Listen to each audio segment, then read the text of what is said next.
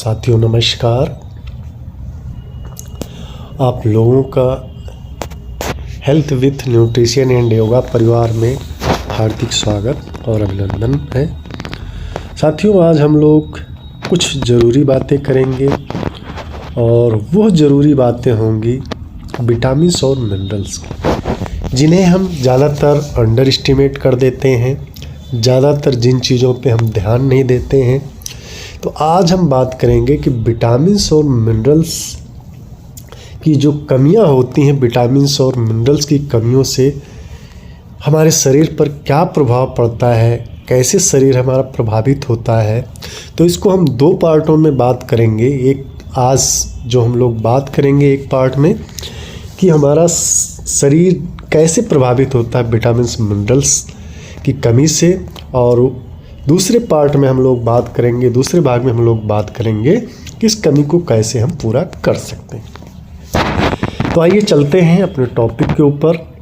तो मैं ओम प्रकाश चौधरी, पोषण सलाहकार, और आप सभी लोगों का इस सेशन में, इस स्वास्थ्य के प्रोग्राम में हार्दिक स्वागत और अभिनंदन करता हूं। और आज हम लोग बातें करेंगे विटामिन्स और मिनरल्स की। जैसे मैंने पहले कहा है कि आज हम लोग जो बातें करेंगे विटामिन्स और मिनरल्स की बातें करेंगे कि विटामिन्स और मिनरल्स की कमी से क्या क्या दिक्कतें होती हैं हमारे शरीर में, क्या क्या समस्याएं हो सकती हैं, किन किन दिक्कतों का सामना करना पड़ सकता है विटामिन्स और मिनरल्स की कमी से, और विटामिन्स और मिनरल्स कैसे हमारे शरीर के लिए कितने महत्वपूर्ण हैं, कितनी ज़रूरी हैं, उसके बारे में हम लोग एक एक करके थोड़ा सा समझेंगे। देखा जाए तो आज की भाग दौड़ की भरी जिंदगी में एक उम्र के बाद, वैसे तो आज के भाग दौड़ की ज़िंदगी में हर उम्र में लोगों को ज़रूरत है विटामिन्स मिनरल्स की, लेकिन एक उम्र के बाद एंटी एजिंग के लिए, शरीर की गतिविधियों को बनाए रखने के लिए हमें विटामिन्स मिनरल्स की बेहद कह सकते हैं बहुत सख्त ज़रूरत होती है। एक उम्र के बाद शरीर में न्यूट्रिएंट्स का एब्जॉर्बेशन कम होने लगता है।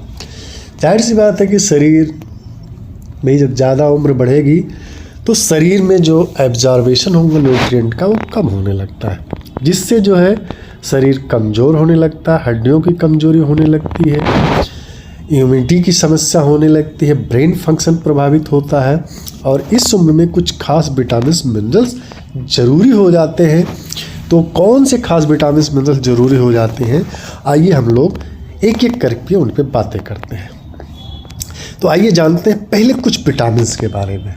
जो जनरल रिक्वायरमेंट होती है हमारे शरीर को 24 घंटे में कुछ विटामिन्स, कुछ मिनरल्स की ज़रूरत होती है।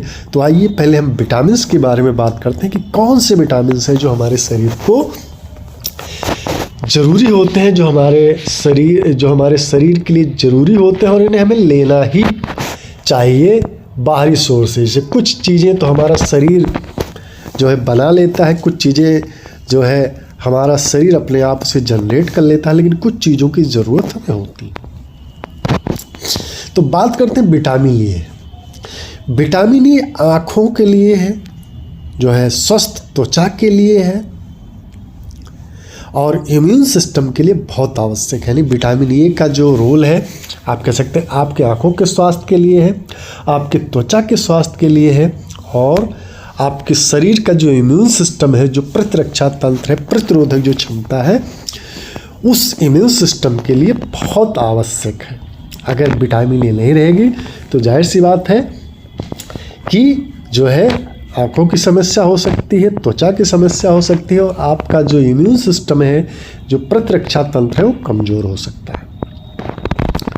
विटामिन सी की अगर बात करें तो विटामिन सी इम्यून सिस्टम को मजबूत बनाने और जो त्वचा होता है, त्वचा के स्वास्थ्य और एंटीऑक्सीडेंट के रूप में कार्य करने के लिए आवश्यक है। यानी हमारे शरीर में इम्यून सिस्टम को स्वस्थ बनाए रखने के लिए, त्वचा के स्वास्थ्य को बनाए रखने के लिए, और एंटीऑक्सीडेंट के रूप में, हमारी बॉडी में एंटीऑक्सीडेंट के रूप में, चूँकि बहुत सारे ऑक्सीडेटिव तनाव होते हैं तो उसमें एंटीऑक्सीडेंट के रूप में कार्य करने के लिए आवश्यक है विटामिन सी।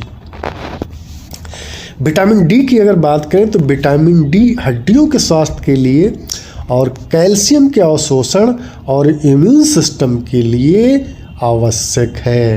यानी विटामिन डी पहले तो हड्डियों के स्वास्थ्य के लिए और कैल्शियम का जो अवशोषण होता है हमारी बॉडी में, कैल्शियम के एब्जॉर्बेशन के लिए और इम्यून सिस्टम के लिए आवश्यक है। यानी हमारा जो प्रतिरक्षा तंत्र है उसके लिए भी जरूरी है। विटामिन ई की अगर बात करें तो विटामिन ई एंटीऑक्सीडेंट के रूप में कार्य करने, यानी विटामिन ई हमारे शरीर में एंटीऑक्सीडेंट के रूप में कार्य करता है और त्वचा के स्वास्थ्य के लिए भी ज़रूरी है और इम्यून सिस्टम के लिए भी आवश्यक है। यानी विटामिन ई एंटीऑक्सीडेंट के रूप में कार्य करता है हमारे शरीर में और त्वचा स्वास्थ्य के लिए भी ज़रूरी है और इम्यून सिस्टम के लिए भी ज़रूरी है विटामिन ई। तो आगे चलते हैं, बातें करते हैं विटामिन के की। अब विटामिन के का रोल क्या होता है हमारे शरीर में, आइए देखते हैं। रक्त के थक्के जमने, यानी जो हमारा ब्लड होता है, जैसे मान लिया कहीं किसी को कट गया है तो ब्लड रुकता कब है, जब जो है कटने के बाद हमारी स्किन कहीं छिल जाती है, कट जाती है, तो ऐसे में क्या होता है कि वहाँ पर जो है जा कर के एक ये आप कह सकते हैं एक जाल सा बना करके, थक्का बना करके जो है खून के बहने को रोकते हैं, यानी वहाँ रक्त के जो है थक्के जम जाते हैं।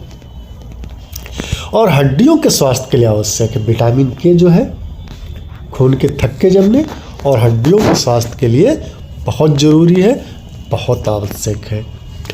और जैसे कि आप लोग स्लाइड में देख रहे होंगे कि किन किन चीज़ों में पाया जाता है, तो ये भी मैंने यहाँ दर्शाने की कोशिश की है कि विटामिन के इन चीज़ों में पाई जाती है। अब विटामिन बी1 की बात करें तो विटामिन बी1 का क्या रोल है। विटामिन बी1 को थायमिन भी कहा जाता है।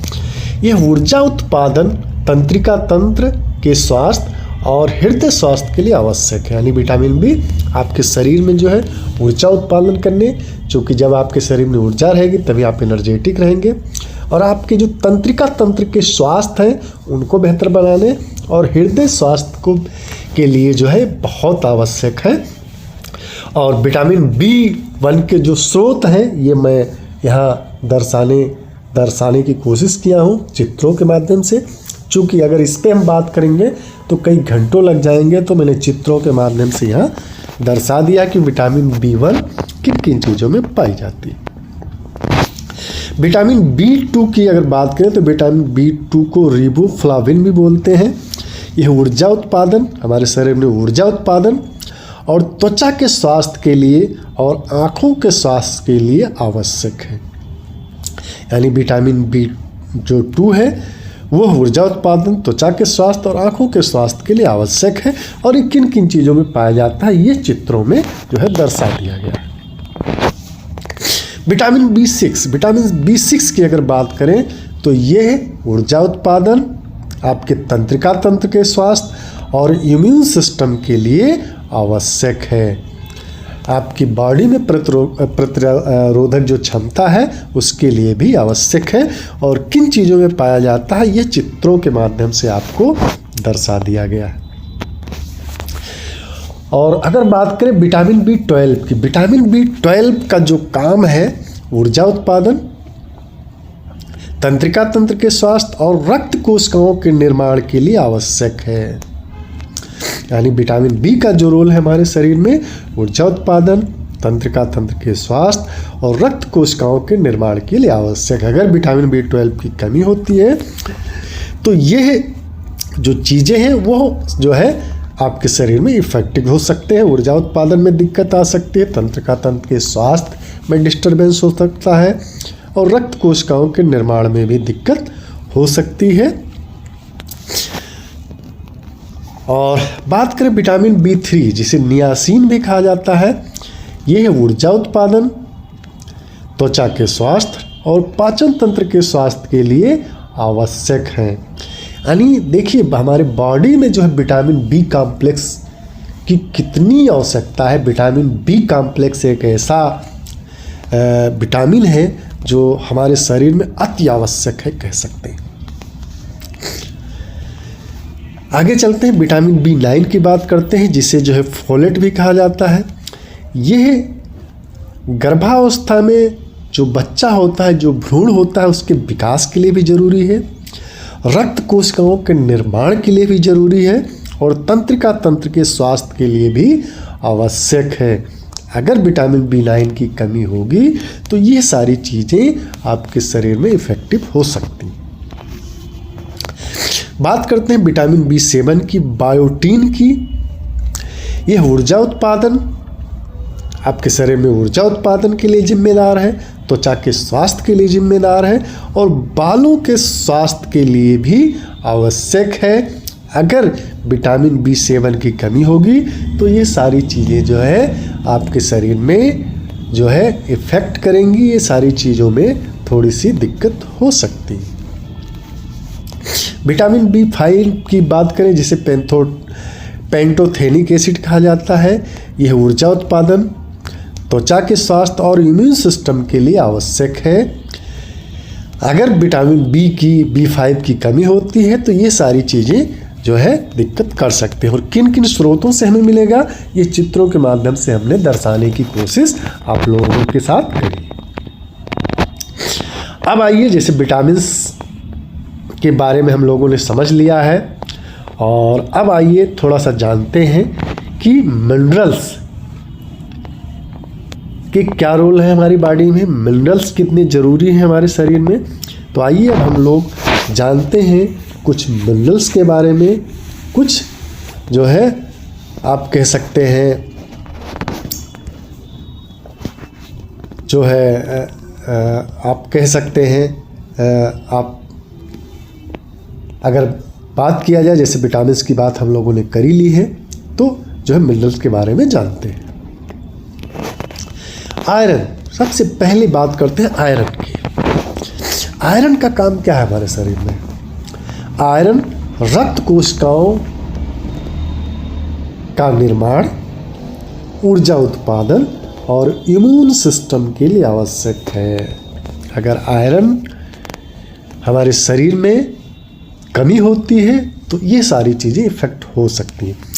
यानी आयरन का जो रोल है हमारे शरीर में रक्त कोशिकाओं का निर्माण करना, ऊर्जा, हमारे शरीर में ऊर्जा उत्पादन करना और हमारे इम्यून सिस्टम के लिए बहुत आवश्यक है, बहुत ज़रूरी है। आयोडीन की अगर बात करें तो आयोडीन थायराइड हार्मोन के उत्पादन और मेटाबॉलिज्म के लिए आवश्यक है। अगर आयोडीन की कमी हमारे शरीर में होती है तो थायराइड हार्मोन और मेटाबॉलिज्म में थोड़ी सी दिक्कत हो सकती है। जिंक की बात करें, जिंक का काम हमारे शरीर में हमारे इम्यून सिस्टम को ठीक रखना है, त्वचा के स्वास्थ्य को सही रखना है और बालों के स्वास्थ्य के लिए जो है आवश्यक होता है जिंक। अगर जिंक की कमी है तो ये सारी चीज़ें जो है इफेक्ट जो है हो सकती है। किन स्रोतों से मिलेगा, ये मैंने यहाँ चित्र में दर्शा दिया है, इन सोर्सेस से आप ले सकते हैं। सेलेनियम की बात करें तो सेलेनियम एंटीऑक्सीडेंट के रूप में कार्य करने, यानी आपके शरीर में एंटीऑक्सीडेंट के रूप में कार्य करता है और इम्यून सिस्टम को सही रखने और थायराइड स्वास्थ्य के लिए आवश्यक है। अगर सेलेनियम की कमी होती है आपके शरीर में तो यह सारी चीज़ें जो है प्रभावित हो सकती हैं, आपका शरीर जो है इनके प्रभाव में आ सकता है। बात करते हैं कापर की। कापर आपके रक्त कोशिकाओं के निर्माण के लिए ज़रूरी है, आपके इम्यून सिस्टम को बेहतर बनाने के लिए ज़रूरी है और आपके तंत्रिका तंत्र के स्वास्थ्य के लिए ज़रूरी है, आवश्यक है। अगर कापर की कमी होती है तो ये सारी चीज़ें आपके शरीर को जो है प्रभावित कर सकती है। मैंगनीज की अगर बात करें तो मैंगनीज जो है हड्डियों के स्वास्थ्य, ऊर्जा उत्पादन और एंटीऑक्सीडेंट के रूप में कार्य करने के लिए आवश्यक है। यानी मैंगनीज जो है हमारे हड्डियों के स्वास्थ्य के लिए ज़रूरी है, हमारे शरीर में ऊर्जा उत्पादन के लिए ज़रूरी है और हमारे शरीर में एंटीऑक्सीडेंट के रूप में कार्य करने के लिए ज़रूरी है। यानी हमारे शरीर में जो तमाम तरीके के जो है ऑक्सीडेटिव तनाव होते हैं उन सब के लिए एंटीऑक्सीडेंट जो है बहुत ज़रूरी होता है। क्रोमियम की अगर बात करें तो क्रोमियम जो है आपके शरीर में रक्त के शर्करा स्तर को नियंत्रित करने, यानी हमारे जो शरीर में आप कह सकते हैं जो हमारे खून में आप कह सकते हैं, हमारे रक्त में कह सकते हैं जो शुगर होता है उसके स्तर को नियंत्रित करने और ऊर्जा उत्पादन के लिए आवश्यक है। यानी क्रोमियम की अगर कमी होती है तो आपका जो शुगर का स्तर है, जो आपका जो है शुगर का स्तर है वो जो है अनियंत्रित हो सकता है। तो क्रोमियम जो है उसको नियंत्रित करता है और हमारे शरीर में ऊर्जा उत्पादन के लिए आवश्यक है। किन चीज़ों में पाया जाता है ये हमने यहाँ जो है आपको दिखाने का प्रयास किया। अब बात करते हैं मोलिब्डेनम। यह क्या करता है? ऊर्जा उत्पादन, तंत्रिका तंत्र के स्वास्थ्य और इम्यून सिस्टम के लिए आवश्यक है। यानी हमारे शरीर में यह ऊर्जा उत्पादन करने के लिए और हमारा जो तंत्रिका तंत्र है उसके स्वास्थ्य के लिए बेहतर बनाने के लिए और हमारे इम्यून सिस्टम को मजबूत बनाए रखने के लिए ये ज़रूरी है। ठीक है, किन चीज़ों में पाया जाता है ये जो है चित्र में आपको दर्शा दिया गया है। कैल्शियम की बात करें, कैल्शियम हड्डियों के स्वास्थ्य और दांतों के स्वास्थ्य और मांसपेशियों के कार्य के लिए आवश्यक है। यानी कैल्शियम हमारे हड्डियों को स्वस्थ बनाए रखने के लिए ज़रूरी है, हमारे दांतों को स्वस्थ बनाए रखने के लिए ज़रूरी है, हमारी जो मांसपेशियां, हमारे जो मसल्स हैं, मांसपेशियों के कार्य के लिए आवश्यक है। यानी मांसपेशियां हमारा सही तरीके से काम करें उनके लिए जो है कैल्शियम बहुत ज़रूरी है। फास्फोरस की बात करें तो फास्फोरस हड्डियों के स्वास्थ्य यानी हड्डियों के स्वास्थ्य को बेहतर बनाने के लिए, हमारे शरीर में ऊर्जा उत्पादन करने के लिए और तंत्रिका तंत्र के स्वास्थ्य के लिए आवश्यक है। अगर फास्फोरस की कमी होती है तो हमारे शरीर में इन चीज़ों को इफेक्ट ये कर सकती है। अब बात करते हैं मैग्नीशियम की। मैग्नीशियम हमारे शरीर में हड्डियों के स्वास्थ्य के लिए ज़रूरी है, हमारे शरीर में ऊर्जा उत्पादन के लिए ज़रूरी है और हमारी जो मांसपेशियां होती हैं मांसपेशियों के कार्य के लिए ज़रूरी है और तंत्रिका तंत्र के स्वास्थ्य के लिए आवश्यक है। अगर मैग्नीशियम की कमी होती है तो ये सारी चीज़ें जो है हमारे शरीर को इफ़ेक्ट कर सकती हैं, प्रभावित कर सकती हैं।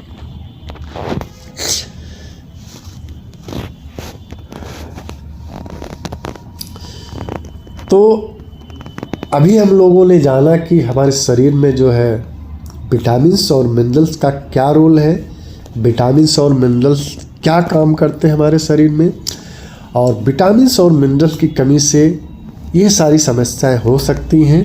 किन स्रोतों से मिलेगा, इन स्रोतों पे हमने बात किया और आज इस वीडियो में इतना ही। अब इसके अगले वीडियो में हम लोग बातें करेंगे कि कौन से सोर्स से क्या लिया जाए जो हमारे शरीर में, जो हमारे शरीर के लिए ज़रूरी विटामिन्स मिनरल्स हैं उनकी पूर्ति जो है हो जाए। क्योंकि इतनी सारी चीज़ें हम लोग तो खा नहीं सकते जितनी ज़रूरत है, तो क्या ऐसी चीज़ें लें कि हमारे शरीर में जो है उसकी पूर्ति भी हो जाए और हमें जो है बहुत भारी भी ना पड़े। तो आज के लिए इतना ही और हम लोग मिलते हैं फिर एक नए वीडियो में एक नए टॉपिक के साथ। और इसी के साथ मैं अपनी बातों को समाप्त करना चाहूँगा और आप लोगों से यही कहना चाहूँगा कि अगर इसमें बताई गई चीज़ें आपको अच्छी लगती हैं, इसमें सुझाई गई जो भी चीज़ें हैं आपको पसंद आती हैं तो आप चैनल को सब्सक्राइब कर सकते हैं, लाइक कर सकते हैं, कमेंट कर सकते हैं। तो बहुत बहुत धन्यवाद। फिर मिलते हैं नए टॉपिक पे नए वीडियो के साथ।